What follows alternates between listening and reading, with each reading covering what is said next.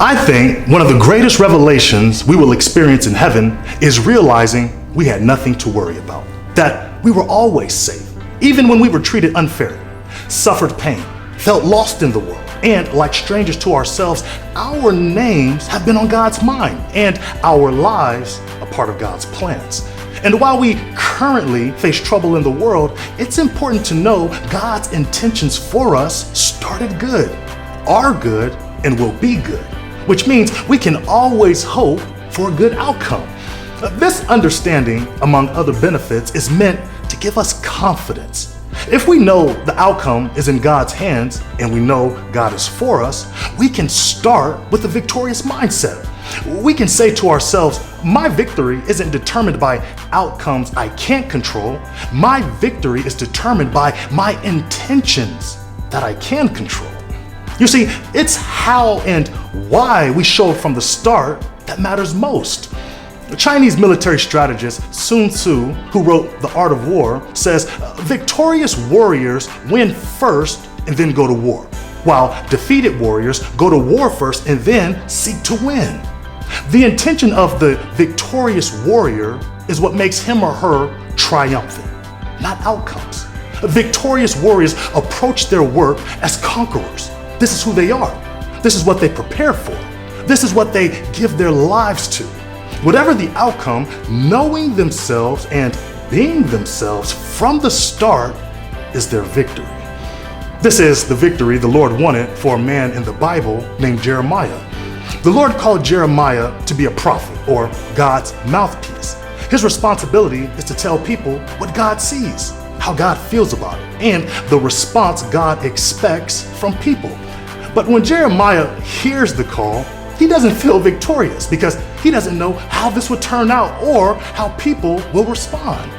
With so many uncertainties about the future, interestingly, God doesn't give Jeremiah any guarantees that he will be received, celebrated, or adorned with compliments by people.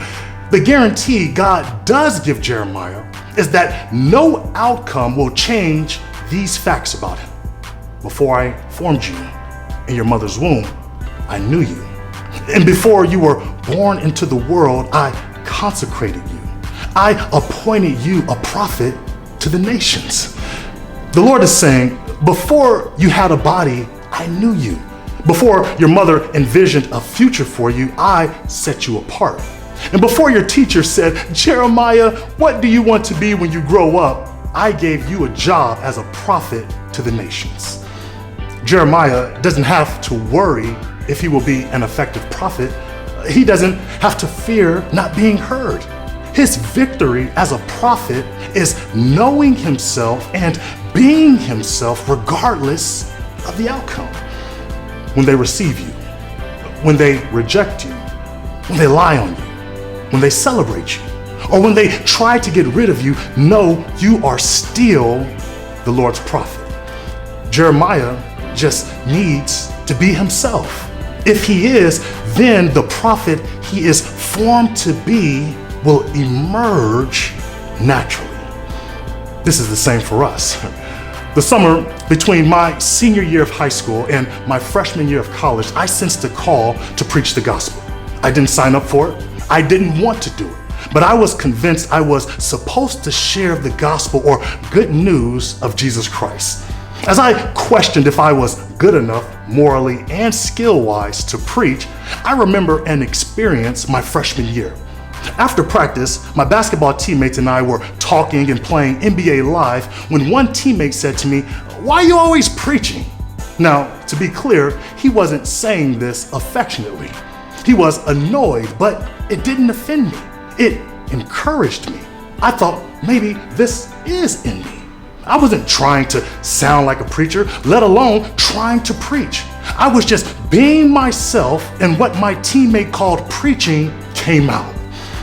I look back on this and see it as God showing me what victory looked like from the start. My success as a preacher was going to be found in living into who God knows me to be, created me to be, and appointed me to be, not only the outcomes of doing so. It's the same for you. Jeremiah isn't the only one God knows and he's not the only one God calls. What do you think the Lord formed and appointed you to do? When you are being yourself, what observations, skills, interests, or concerns naturally emerge? It may not be to prophesy to the nations, but whatever it is, remember, it's how and why we respond to the call that determines if we are victorious, not our outcomes. Peace.